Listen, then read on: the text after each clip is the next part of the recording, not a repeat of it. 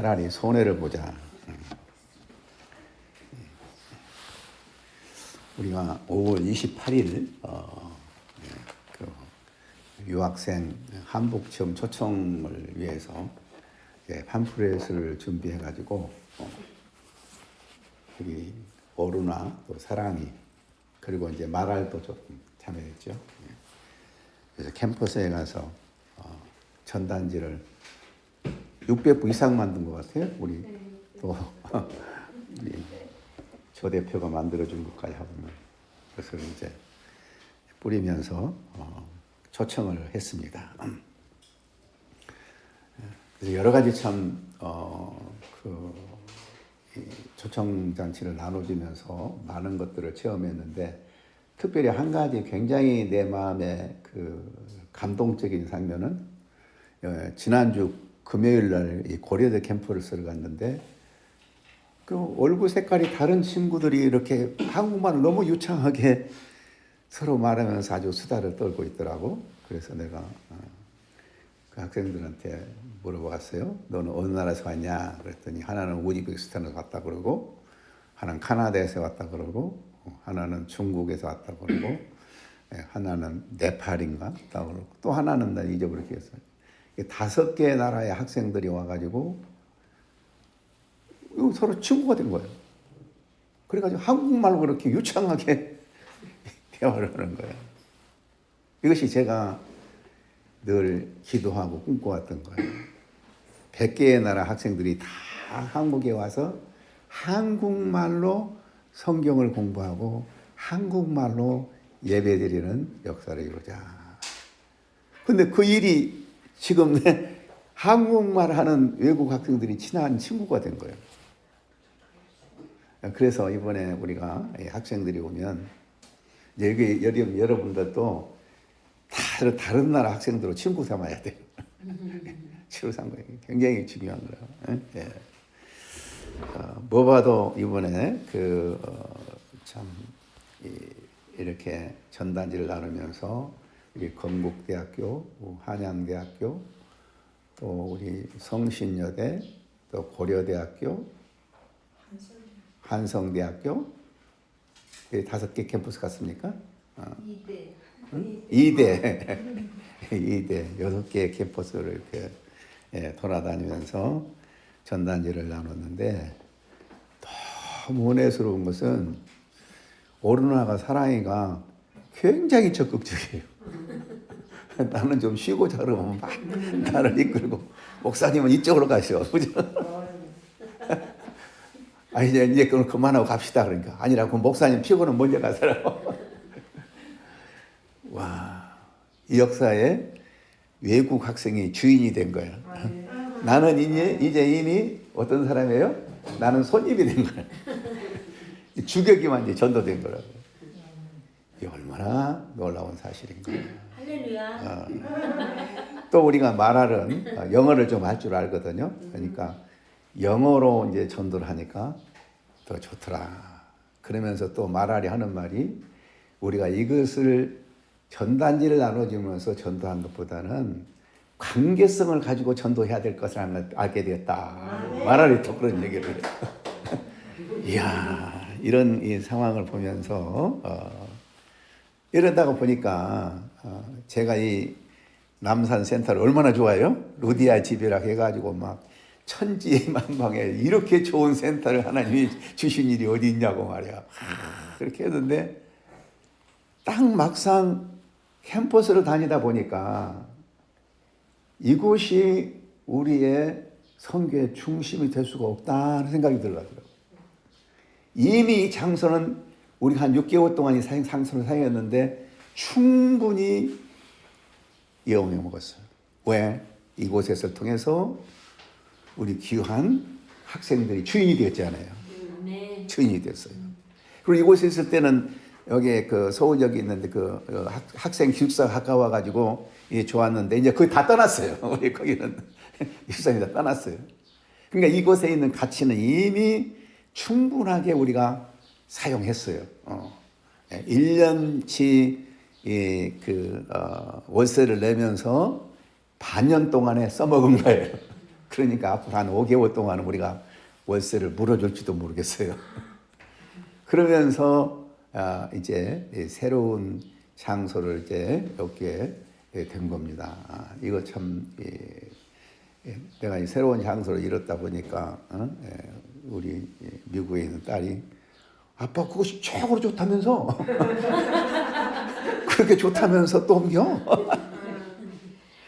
영향이 없습니다. 지금까지 좋은 거야. 지금까지 좋은 거야.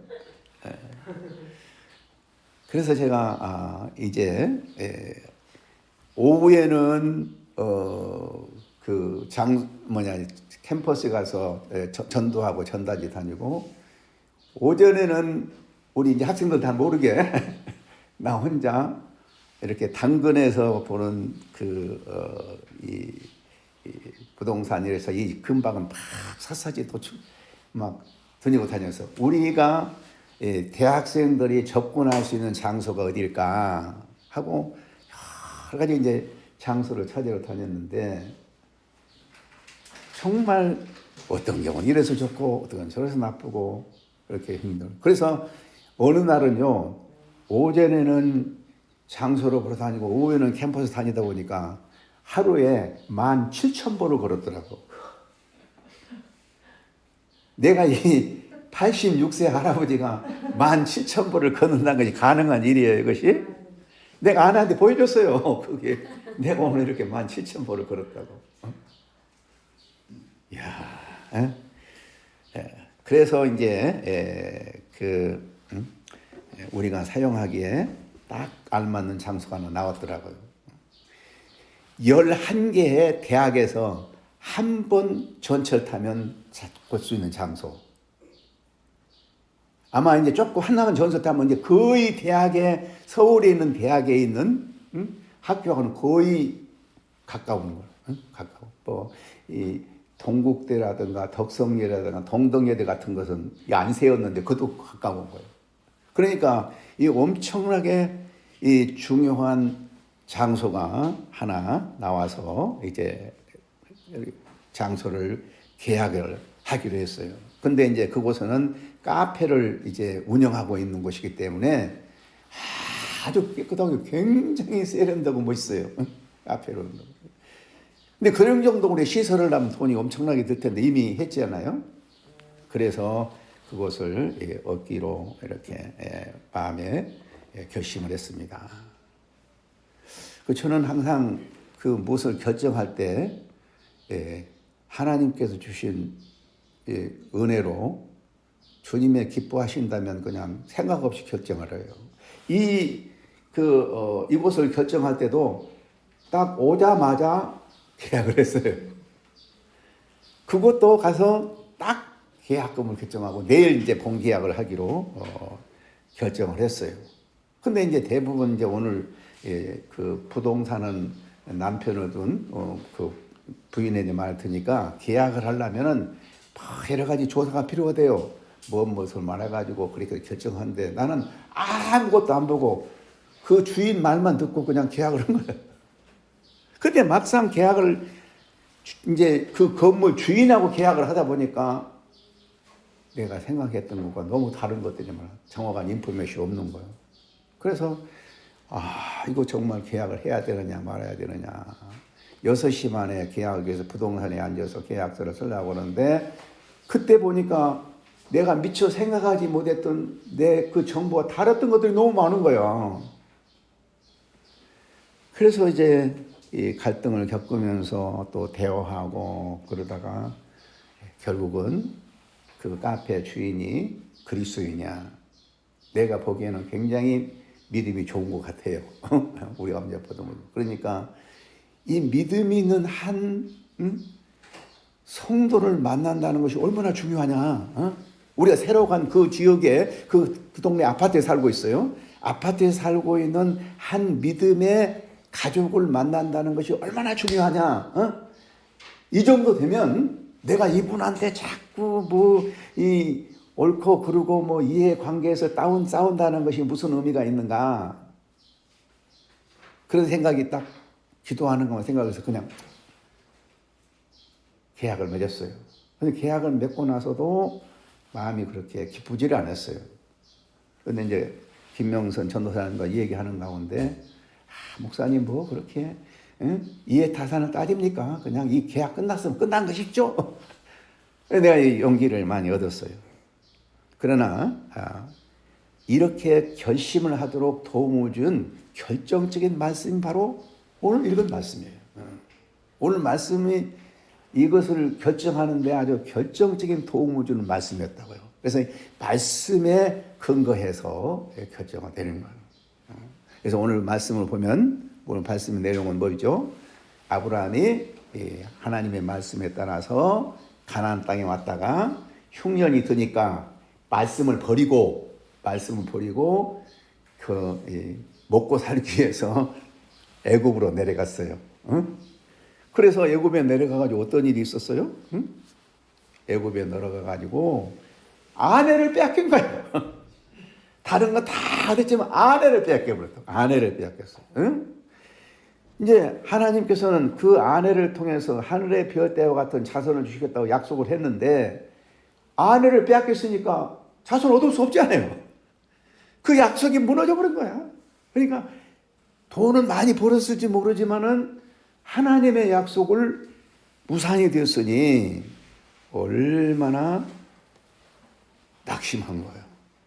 그러니까 우리가 말씀을 버리고 가면은 인간적으로는 은금을 얻고 많은 거 얻을지 모르지만은 가장 중요한 하나님의 약속을 받지 못한다는 것이 큰 손해잖아요. 그래서 아브라함은 신앙생활 출발하다 대실패를 했어. 엄청난 실패를 하고 만 거예요. 그런데 하나님은 어때요? 그 실패를 지켜주신 거예요. 실패를 보호해 주신 거예요. 응? 그 실패를 보호해 주시고 아내를 다시 찾아오게 도와주셨어요. 하나님이. 응? 그 아내를 빼앗은 바로왕의 재앙을 내려가지고는 그 아내를 돌려주지 않고는 못 베기도록 하나님이 만드셔서 이렇게 이제 그 아내를 다시 되찾게 되었던 것이죠. 그래서 애굽에서 나온 아브라함은 이제 처음으로 그 가나안 땅에 와서 단을 쌓고 그 예수의 이름을 불렀다고 그랬죠. 예수를 불렀다고. 이것은 믿음의 회복을 의미합니다. 네. 아브라함이 이제는 단을 쌓고 믿음을 회복하고 하나님을 잘 섬기기로 결심을 한 거예요. 아하, 내가 하나님의 말씀을 버리고 형편에 따라서 상황에 따라서 애굽에 갔더니 내가 큰 손해를 보고 어려운 일을 당했구나. 그래서 이제는 하나님의 말씀대로 살아야 되겠다는 결심이 생긴 거예요. 이제는 어떤 어려움이 또 하나님의 말씀대로 살아야겠다는 결심이 생겼는데 큰 문제가 생겼어요. 어떤 문제가 생겼어요? 이 아브라함과 롯이 재산이 너무너무 많아가지고 이 아브라함의 그 가축의 목자와 롯의 가축의 목자가 서로 막 싸우는 거야. 한 집안끼리 싸우게 됐어요. 집안끼리 싸움이 생긴 거예요. 이러다가 보니까 믿지 않은 사람들 사이에서 불신자들 앞에서 믿음의 가족이 서로 재산 때문에 싸우게 된다는 것이 너무너무 가슴이 아픈 거예요. 그러니까 아브라함이 어땠어요? 깨끗이 그 아름답고 좋은 땅을 다 조카 롯에게 다 줘버렸어.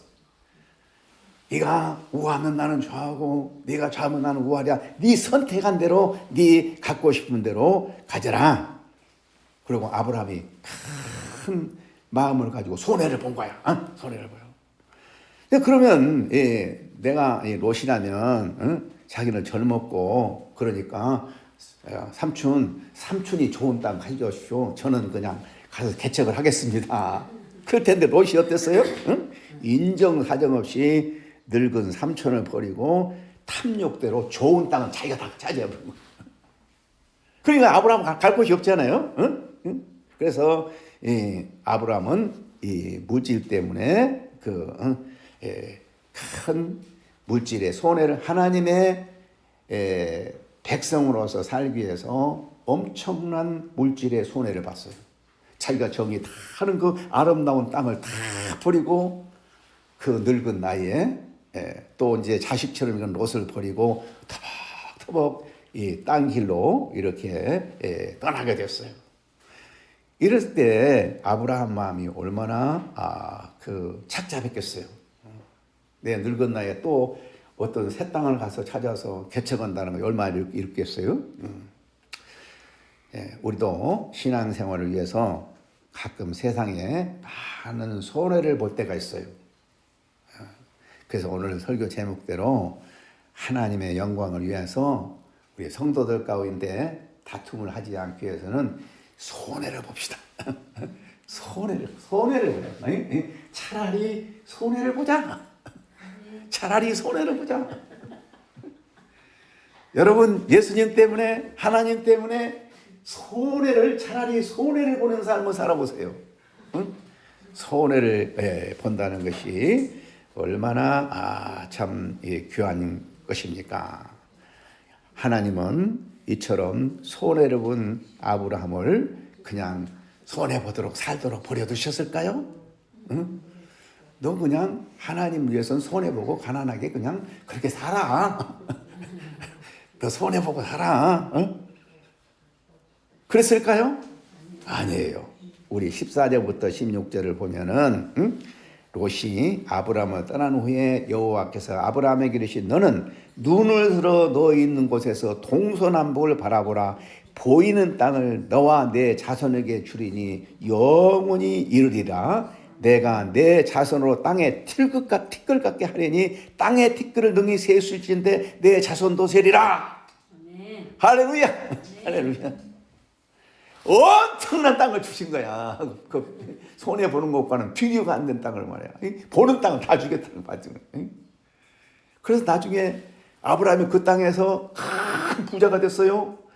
그 집에서 돌보는 그 하인들만 해도 318명이나 된 거예요. 318명이나 된 거예요. 롯 하나 잃었는데 318명이라는 엄청난 것을 주셨어요. 네. 하나님께서는 아브라함이 땅을 잃고 또 자식같이 여기는 조카 롯을 잃고 상심하고 있을 것을 아시고 이것을 넘치도록 보상해 주신 것입니다. 하나님을 위해서 손해보는 그것이 하나님은 엄청난 축복을 주신 것이요. 하나님은 부르심 받은 자가 주님을 따르기 위해서 어려운 생활을 할 때 약속을 새롭게 해주시고 격려해 주시고 부르심 받은 자가 세상에서 당하는 아픔을 하나님은 100배 이상으로 갚아주시는 하나님이에요. 믿으십시다. 우리 하나님 믿으십시다. 이는 하나님 믿으십시다. 하나님 믿으십시다. 하나님 믿으십시다. 우리가 마가복음 10장 29절 30절에 보면 예수님께서 이렇게 말씀하셨어요. 예수께서 이르시되 내가 진실로 너에게 이르노니 나와 복음을 위하여 집이나 형제나 자매나 어머니나 아버지나 자식이나 전토를 벌인 자는 현세에 있어서 집과 형제와 자매와 어머니와 자식과 전토를 100배나 받되 박해를 겸하여 받고 내세에 영생을 받지 못할 자가 없느니라. 이걸 얼마나 놀라운 애입니까? 우리가 이 땅에 살면서 무슨 일을 만나든지 나 자신의 이해 관계에 얽매이지 말고 하나님의 영광을 위해서 결정하게 되면 하나님이 모든 것을 선으로 바꿔주시는 줄을 믿습니다. 믿습니다. 때로 우리가 하나님의 영광을 위해 손해를 감당한다면 하나님은 그 손해를 갚아주시고 남을 만큼 축복을 주시는 분입니다. 그래서 고린도전서 6장 6절 7절에서 이 사도 바울이 성도들끼리 다투지 말라. 성도들은 서로 다투고 성도들의 문제를 세상 밥중으로 가지고 가지 말라. 그럼 이렇게 말씀하셨어요. 형제가 형제와 더불어 고발할 뿐더러 믿지 아니한 자들 앞에서 하느냐? 너희가 피차 고발함으로 너희 가운데서 이미 뚜렷한 허물이 있나니 차라리 불의를 당하는 것이 낫지 아니하며 차라리 속는 것이 낫지 아니하냐. 차라리 불의를 당하고 차라리 속고 차라리 손해를 보는 것이 낫지 않느냐. 이 엄청난 약속의 말씀을 주셨어요. 우리는 하나님을 아버지로 모시고 사는 사람입니다. 우리가 세상 사람들과 똑같이 세상적으로 있고 저렇고 다투기보다는 하나님 때문에 차라리 손해를 보는 삶을 살 수 있기를 주님으로 축원합니다.